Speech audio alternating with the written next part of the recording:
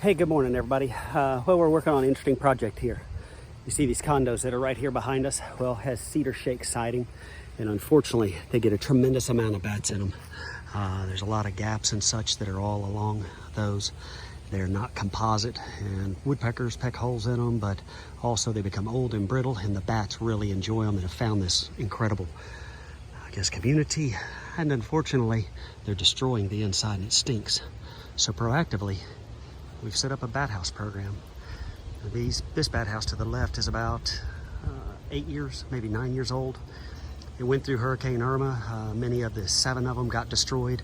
We tried to rebuild and restand as many as we could because all 7 of them have bats.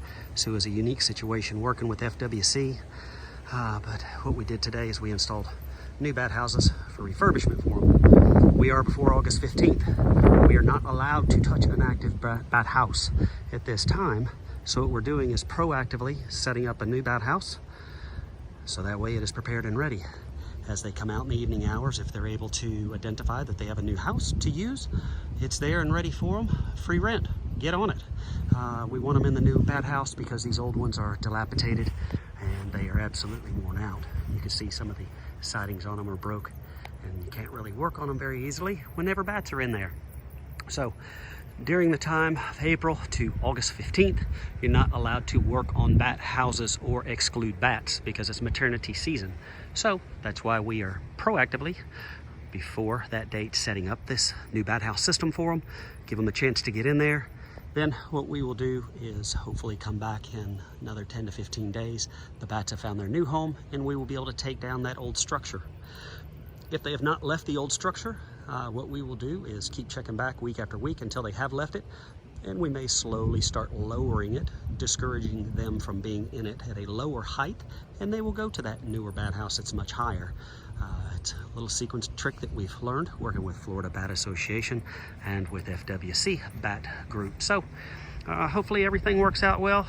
We get the bats out of these townhome condos here. I'll show you some pictures here shortly, so that way you know what we're talking about. But today we've got a total of 4 of these that we're installing for refurbishment, as the other 3 are in good working condition. Okay, so we are in between the houses now, the bat houses you can see right over there out by the lake. And here's some of the cedar shake siding. Look at some of the damage up here by the windows on that. It's just old and brittle. So the bats are able to land and get up in here. They just climb up behind these cedar shake areas, find roosting sites that work for them. But here's one of the worst ones in this location, right there. See all the guano all down the side of the building. And right here.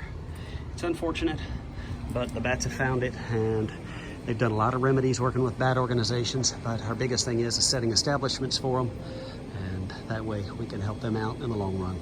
Y'all take care.